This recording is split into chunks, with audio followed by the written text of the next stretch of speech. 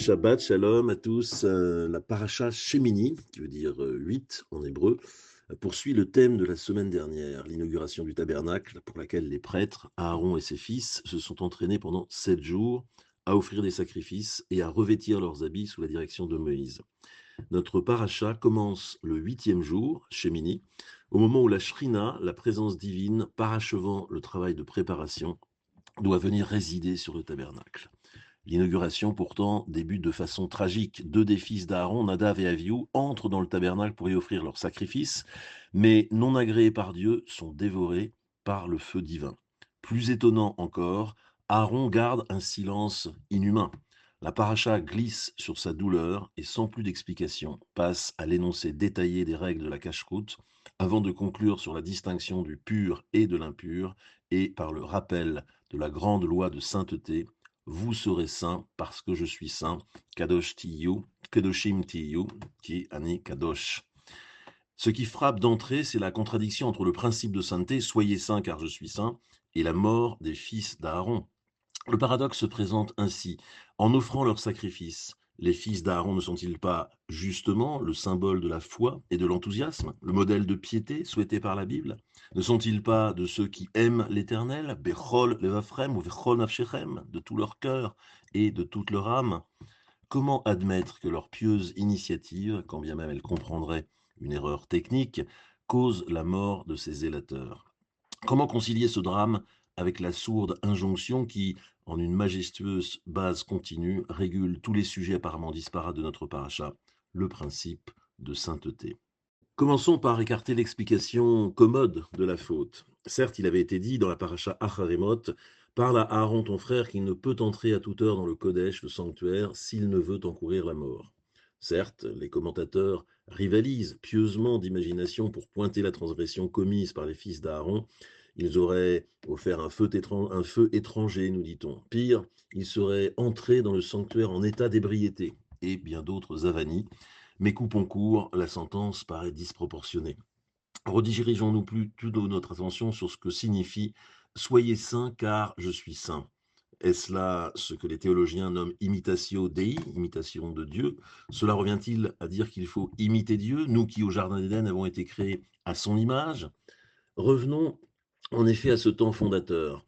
Pour le Maharal de Prague, l'idéal de sainteté, qui en hébreu signifie séparation, découle de notre situation existentielle elle-même.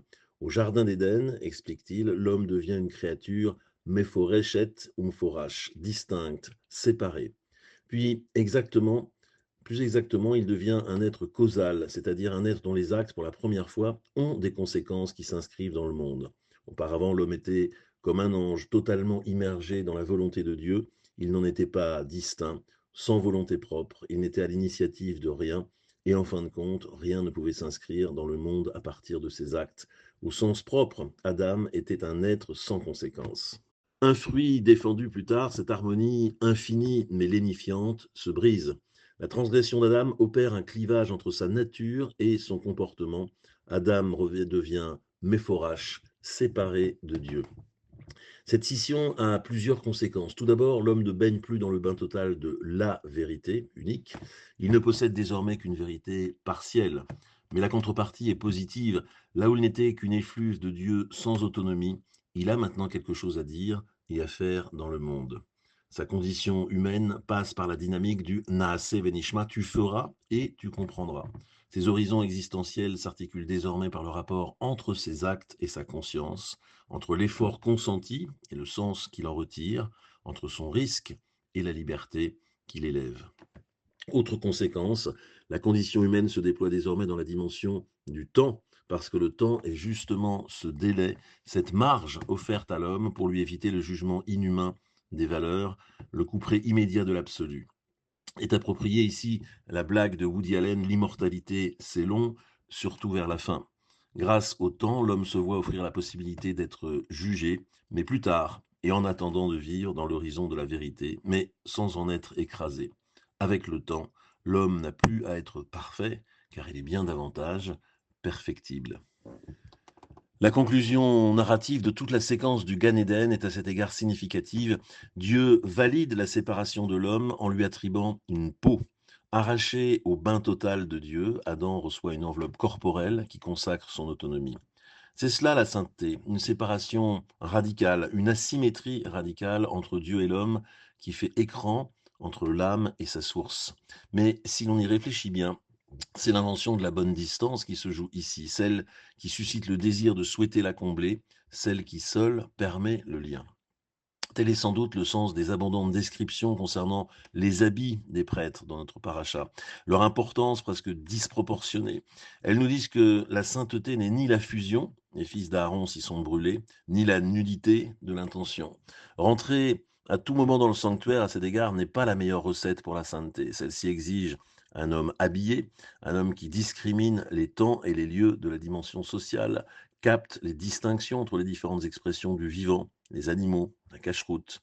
En d'autres termes, un homme qui discrimine dans deux dimensions, l'utopie presque immodeste du soyez saint parce que je suis saint, et en même temps celle du monde concret, solide, l'habillement des objets matériels de notre monde.